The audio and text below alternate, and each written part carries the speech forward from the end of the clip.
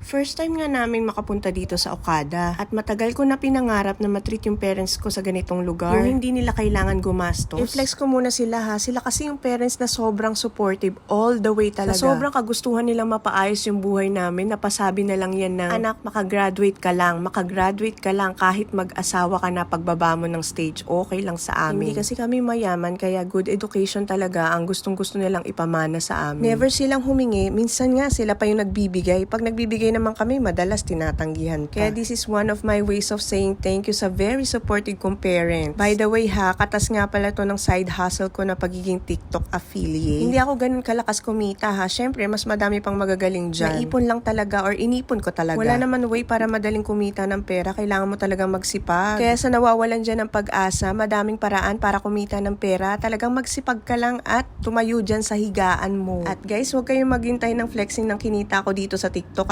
dahil hindi mangyayari yun. You can try so you can find out. We have a small business din at syempre alam naman natin, pag sinabing business, hindi laging panalo. Madalas nga umiikot lang ang pera kasi kailangan bumili ng stocks. Kaya thankful talaga ako at na-invento ni TikTok yung ganito. Grand Deluxe King nga yung kinuha ko para sa parents ko. Yun yung may king size bed at may sala. At para sa family ko naman, Deluxe Twin ang binook ko. Lahat ng room dito may bathtub na ganito. Dito mo talaga ma-experience lahat ng bagay digital. Mapakortina, ilaw, toilet bowl. At kung pinunta mo dito mag-relax, talagang marirelax ka. Kahit magbabad ka lang dyan sa bathtub, maghapon. Habang nasa bathtub ka, tingnan nyo naman yung view. Pag di ka pa na-relax dyan, ewan ko na lang sa'yo. At dun nga sa room ng parents ko, kitang-kita yung dancing fountain. Sobrang ganda at colorful. Kaya lang hindi namin marinig yung music dyan. Iba pa rin talaga pag nasa baba ka nanonood. Yung sounds kasi niya talagang nagko-compliment dun sa galaw ng fountain. Mapapapalakpak ka talaga pag napanood mo siya ng malapitan. Wala ka nga masasabi kundi wow. Ganyan lang naman yung reaction ng mga katulad naming first time talaga mag-check-in sa mga ganitong hotel. At isa pang the best na experience dito ay yung buffet. Paano mo namang hindi may enjoy sobrang daming pagpipilian na food. Sigurado ko kahit maliliit na portion lang ang kunin mo, hindi mo kayang tikman lahat ng variation dyan. So ano nga ba yung final say ko dito sa experience na to? Napakasarap sa pakiramdam na napupuntahan yung ganitong lugar. Dahil alam mong pinaghirapan mo naman yung pera na pinanggastos mo dito. Pero kung tatanungin nyo ako kung babalik pa ako, siguro hindi na muna. For experience lang talaga siya at para dun sa mga may extra na pera. Pero kung ikaw yung tipong tao na kailangan mo pang umutang sa credit card or pinag-ipunan nyo ng malala and then pagka-uwi nyo, wala na kayo talagang panggastos. Siguro masasabi ko ipunin nyo na lang yung pera para sa mas importanteng bagay pa.